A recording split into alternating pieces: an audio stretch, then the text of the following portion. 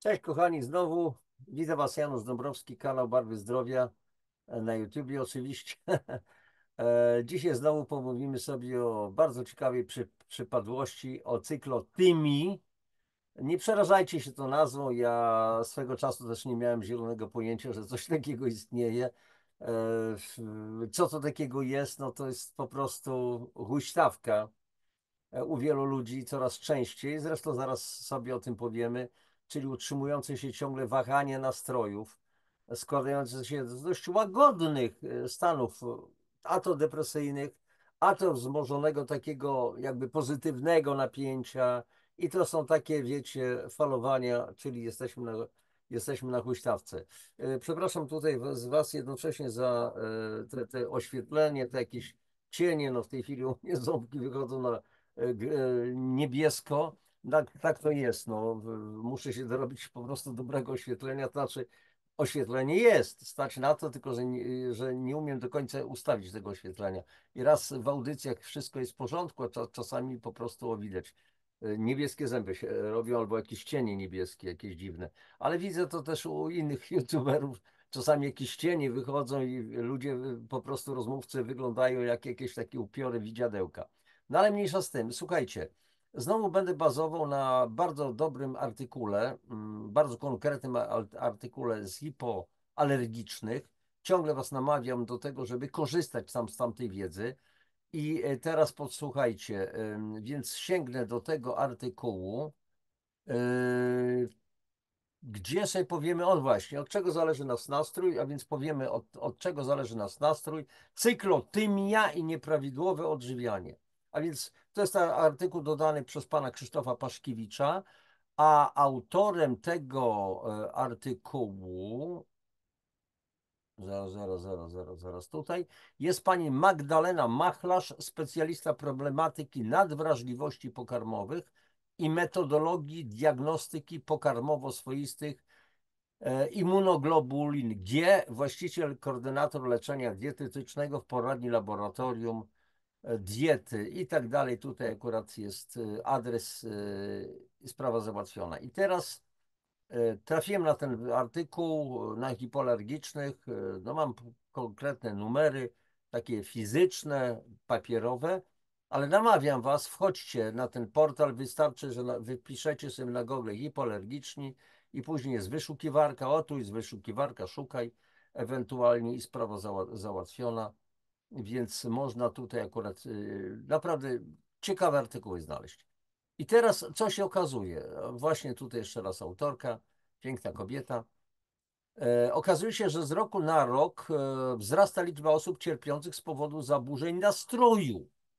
Według Światowej Organizacji Zdrowia w ciągu najbliższych lat depresja stanie się drugą co do częstości występowania choroby na świecie. Tak, dzisiaj mamy już pandemię depresji. Swego czasu, chyba miesiąc czy półtora, zamieszczałem w każdym razie w kwietniu, jak dobrze pamiętam, czy też w marcu zamieściłem audycję na temat depresji w Polsce. Naukowcy biją na alarm, ponieważ aż jedna osoba na 6 w pewnym momencie jej życia będzie musiała skorzystać z pomocy specjalisty z powodu zaburzeń psychicznych charakteryzujących się obniżonym nastrojem. Zdarza się, że brak równowagi w naszej psychice może być bez związku z wydarzeniami życiowymi. Niestety coraz częściej, o właśnie tutaj przesunę troszeczkę tekst, niestety coraz częściej możemy zaobserwować u siebie łagodne epizody zmiany nastroju w postaci naprzemiennego przygnębienia i smutku, tak zwanej subdepresji oraz wyjątkowo dobrego humoru i wesołości, tak zwanej hipomanii. I choć nie zawsze czujemy się normalnie, w większości nie szukamy pomocy, nie zgłaszamy się do lekarza. A do jakiego lekarza, tak przy okazji? Bo ja czasami zastrzegam się, jeżeli chcesz, proszę bardzo, masz to, co ja tutaj robię, ale ewentualnie przekonsultuj to z lekarzem, ale kompetentnym w danej dziedzinie. No gdzie teraz pytanie, gdzie tego lekarza znaleźć? To jest takie słowo klucz, taki trochę wytrych. Dobre, kieruję na wszelki wypadek do lekarza. Tylko jakiego lekarza? Są realia.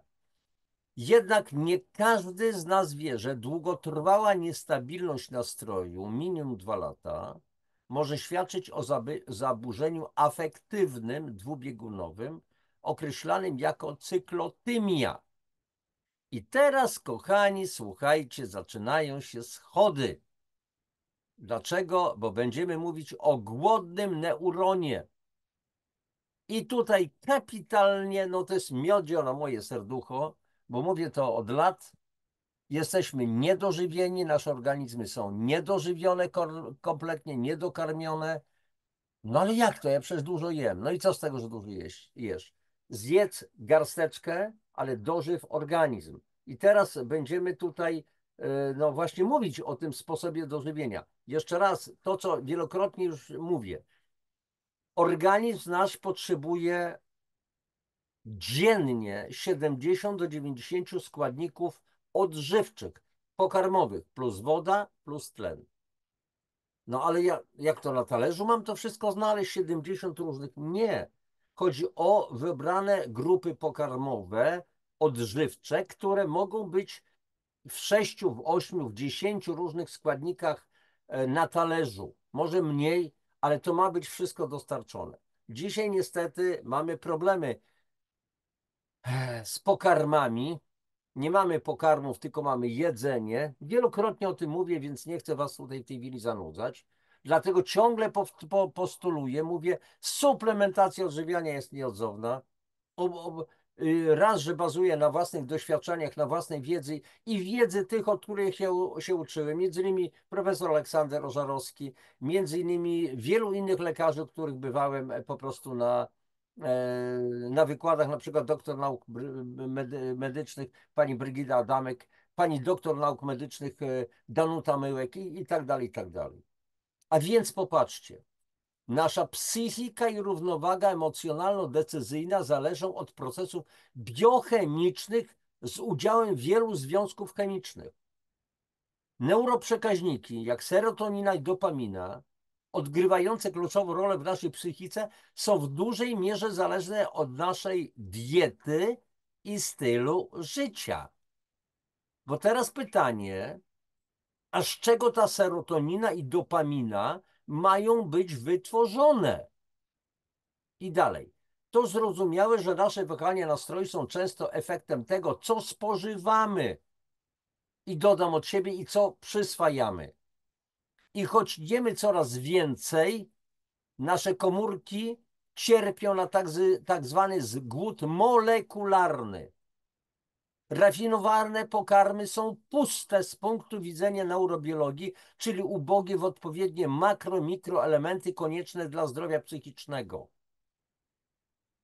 I nic dziwnego, że coraz częściej się przejadamy. Nasz organizm usiłuje pozyskać brakujące składniki odżywcze, nieobecne we współczesnej, wysoko przetworzonej żywności. Tak, dokładnie tak, czyli jemy coraz więcej, żeby z tej całej masy coś tam wyciągnąć. No i klasyczny przykład z przecierem pomidorowym.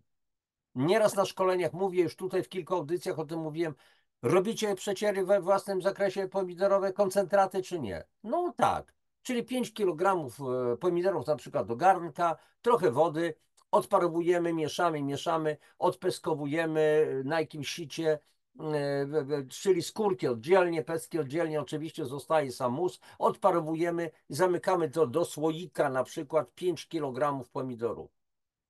I w tej niewielkiej objętości to jest koncentrat, czyli skoncentrowana forma. Mamy 5 kg pomidorów. Czyli jeżeli zjemy ten słoiczek, znaczy zawartość tego słoiczka, to tak jakbyśmy zjedli 5 kg pomidorów. Więc dlatego organizm usiłuje z tej dużej ilości coś tam dla siebie wyciągnąć. I teraz słuchajcie, paradoksalnie okazuje się, że choć trudno to sobie wyobrazić, że osoby otyłe spożywające najwięcej pokarmów to osoby najbardziej niedożywione na poziomie komórkowym. Dla mnie to jest oczywista oczywistość. Nie bez powodu zatem mówi się, że pełnowartościowe i ekologiczne pożywienie to warunek przeżycia dla XXI wieku. Nadszedł już czas, aby rzetelna wiedza o zdrowiu i odżywianiu została spopularyzowana i dlatego mówię, nie ma odejścia od suplementacji, czy to się komuś podoba, czy się nie podoba. Suplementacja jest nieodzowna. ale suplementacja kompleksowa, wieloskładnikowa, nie chodzi o syntetyczne suplementy. Nieważne, że witamina C naturalna i witamina C syntetyczna mają taki sam wzór, ale to nie jest to samo. Absolutnie. Bo witaminy C czystej w przyrodzie nie ma. Witaminy A nie ma, witaminy B nie ma, B1, B2 i tak dalej, wyekstrahowanych. Przyroda stworzyła, wszystko mamy w pokarmie, w roślinach na przykład, które zjadamy, poukładane tak jak trzeba. Tam są tłuszcze, tam są białka, tam są oligoproantocjanidyny, czyli różnego rodzaju polifenole i tak dalej, w zależności od tego, co jemy.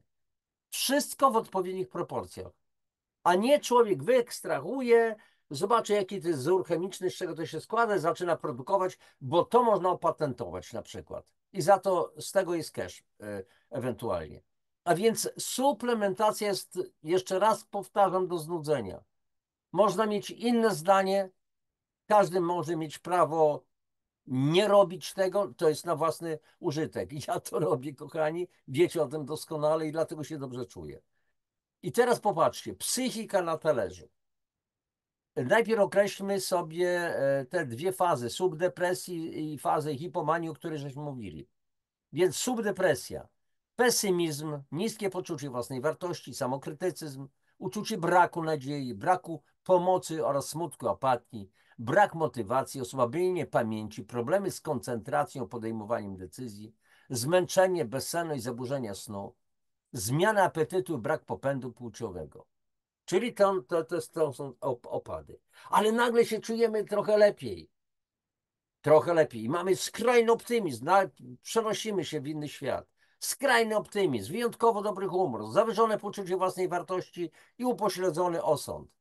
Ryzykowne zachowanie, zwiększenie nieuzasadnionych wydatków, pobudzenie, zwiększenie aktywności fizycznej, zmniejszona potrzeba snu, zachowanie agresywne lub wrogie, duży popęd płciowy. I taka huśtawka, raz tak, raz tak, raz tak, po prostu raz tak. I tak dalej. I teraz słuchajcie, jakie składniki pokarmowe powinny znajdować się w naszym menu, kiedy czujemy, moment, tutaj przesunę troszeczkę ten tekst, kiedy czujemy, jakie składniki pokarmowe powinny się znajdować w naszym menu, kiedy czujemy niepokojące zmiany nastroju. Odpowiedź jest prosta. Są to pokarmy zawierające odpowiednie aminokwasy, fosfolipidy oraz witaminy, mikroelementy oraz racjonalna i odpowiednio zbilansowana kolorowa dieta. Kolorowa, czyli jak najwięcej kolorów na talerzu, ale nie dlatego, że ktoś wymalował wzorki, tylko papryka, pomidor, jakieś inne warzywa i tak dalej, i tak dalej. Jak najwięcej tych barw. Barwy też działają na naszą psychikę. I teraz popatrzcie, przykładowo do wytworzenia dopaminy, czyli naszego zapłonu, konieczna jest fenyloalanina, a także żelazo, cynk, witaminy B2 i B9. Pytanie, skąd to wziąć? Z tych warzyw hipermarketowych? Z kolei do produkcji serotoniny, czyli naszego hamulca, wymagany jest tryptofan oraz magnez, miedź, witamina B6 i C. Należy jednak pamiętać, że poszczególne składniki odżywcze muszą nie tylko trafić z talerza do światła przewodu pokarmowego, ale także pokonać barierę śluzową jelit, aby dotrzeć tam, gdzie są potrzebne, czyli do komórek mózgu. Pokonać barierę krew-mózg. Coraz częściej kluczem do prawidłowej równowagi emocjonalno-decyzyjnej jest regulacja czynności jelit i przewodu pokarmowego poprzez eliminację z diety żywności nietolerowanej. A oprócz tego eliminacja wszelkich toksyn, wszelkich konserwantów, wszelkich poprawiaczy smaku, zapachu, wyglądu itd., itd. Co my jemy? Co my jemy? I teraz dalej, następne bardzo ciekawe stwierdzenia. Jelita, wrota cyklotymi. W poszukiwaniu przyczyn zaburzeń naszego nastroju powinniśmy zaczynać od podstaw. Dlatego przed rozpoczęciem zmiany nawyków żywieniowych i optymalizacją naszej diety warto sprawdzić obecność nietolerancji pokarmowej.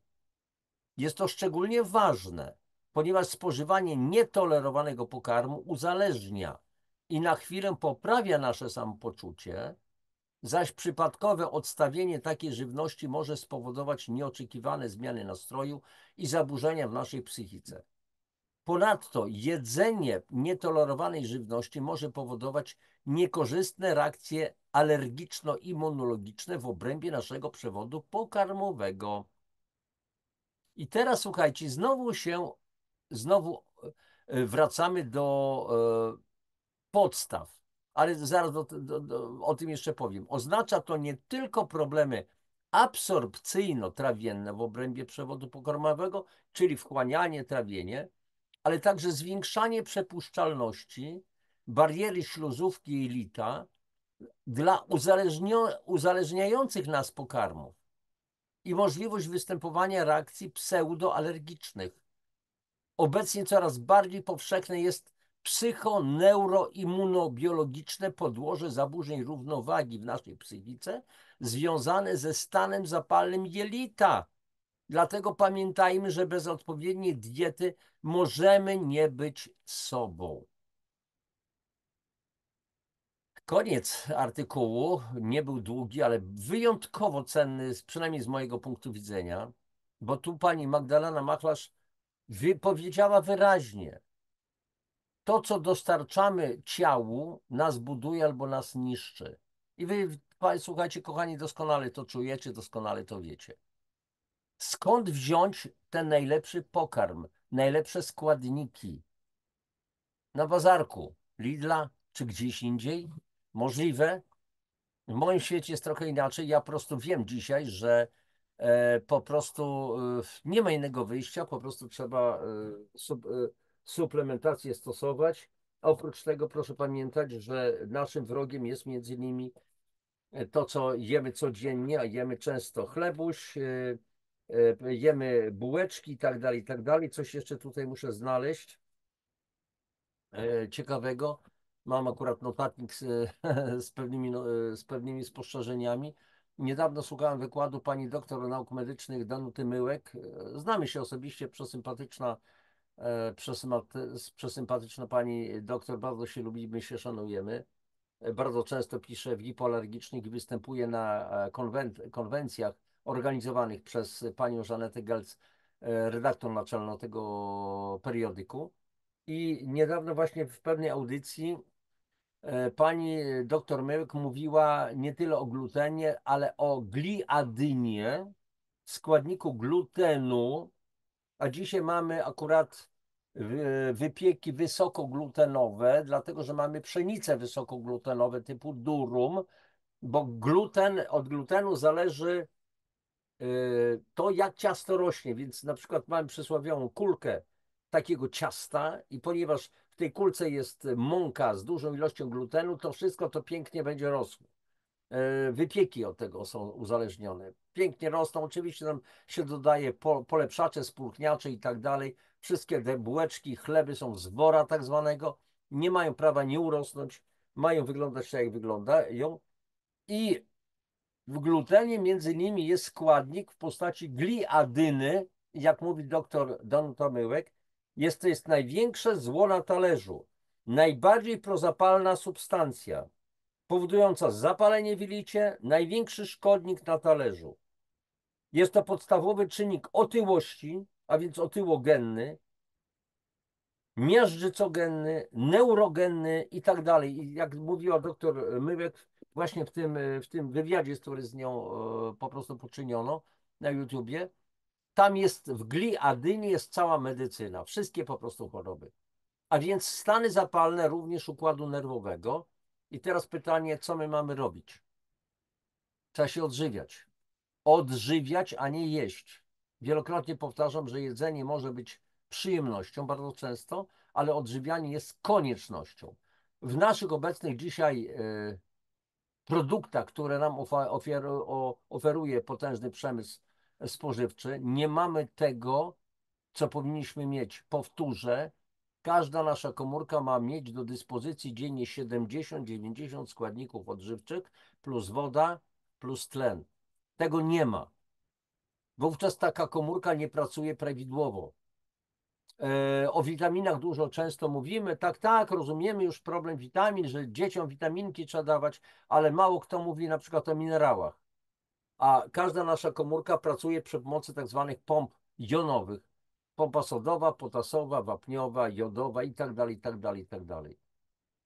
A więc jeżeli mówimy o tym, to znaczy, że mówimy o minerałach. Jesteśmy niedomineralizowani absolutnie i trzeba tutaj postawić na domineralizowanie organizmu. I teraz, teraz, żeby chodzi o to, żebyśmy też nie popełnili mentalnego błędu. Aha, to może jakąś cudowną pigułkę. Nie ma żadnej cudownej pigułki, nie było i nie będzie. Trzeba wybić to sobie z głowy, że jakaś będzie pigułka. Trzeba się zająć kompleksowo całym organizmem i nie leczyć jednej pojedynczej choroby, bo nie ma w organizmie jednej choroby, tylko choruje cały organizm, który ma problemy. Ja wiem, że to, co mówię, to dla wielu ludzi często się nie podoba, ale to już nie jest moja sprawa. Można to, co ja mówię, można w całości odrzucić, można w całości przyjąć, można przyjąć w części. Co kto chce, to niech sobie zrobi. Natomiast przed pewną prawdą się nie ucieknie. To jest moja prawda. A za tą moją prawdą stoi raz, że wiedza nieprzeciętnych lekarzy i naukowców. Oczywiście oni mogli kłamać, więc ja zostałem okłamany. Po drugie, moja praktyka osobista i nie ukrywam już naprawdę tysięcy ludzi, dlatego że nie chodzi o to, że ja pomogłem tysiącom ludzi, znaczy pomogłem w taki pośredni sposób, bo często moi znajomi, którzy robią to, co ja, konsultują ze mną i tak dalej, i ta wiedza trafia dalej do ludzi. Do mnie trafia z kolei feedback, że jak to pomogło, czy pomogło, w jaki sposób, w jakim czasie. No i ja na tej podstawie też buduję to swoje doświadczenie. Dzisiaj mogę się z tym wami dzielić. A więc kompleksowe wspomaganie organizmu suplementami naturalnymi, wieloskładnikowymi, tak jak je matka natura stworzyła, więc nie będzie wówczas problemu tego więcej, trochę mniej, trochę czegoś więcej, czegoś troszeczkę mniej, odważać na talerzu, jakiś, nie wiem, 40, 50 jakichś pudełek stoi i mam z każdego coś tam brać. Nie, absolutnie, to nie tak ma wyglądać. To ma być proste, łatwe, przyjemne i bardzo skuteczne i bardzo bezpieczne. Kochani, tylko tyle. Celem tej audycji było zwrócenie uwagi przede wszystkim na coraz ważniejsze problemy, bo ja już mówiłem w audycji jednej na temat depresji, tu się to powtarza. Problemy psychiczne pewne, od czego zależy? Od jedzenia. A więc nie tylko te wypasione brzuchy, nie tylko cukrzyca typu 1, cukrzyca typu 2, RZS-y, to tamto, siamto, 70 chorób tak zwanych cywilizacyjnych, które nas gnębią, ale to jest sfera również psychiki. Jeżeli lejemy do samochodu nędzne paliwo, jeżeli do silnika zamiast nowego oleju dobrej jakości wlewamy olej przepałowy, no to jak ten samochód ma jeździć? Wszystko w temacie. Trzymajcie się. Wszystkiego dobrego Wam życzę. Poszerzajcie tą wiedzę, znaczy poszerzajcie, no przekazujcie te linki ewentualnie do tych audycji swoim znajomym, bliskim, dzielcie się z tym wszystkim. Ja staram się wybierać Wam takie fajne kwiatki, do których zwykle no, nie mamy gdzieś tam dojścia. No a z drugiej strony bardzo Wam dziękuję za Waszą obecność i jeżeli znowu audycja uważacie, że spełniła swoją rolę, podobała Wam się, to liczę na Wasze lajki, subskrypcje, no i to dzielenie się tą wiedzą ze swoimi bliskimi znajomymi. Trzymajcie się, najlepszości, do następnego spotkania. Popatki.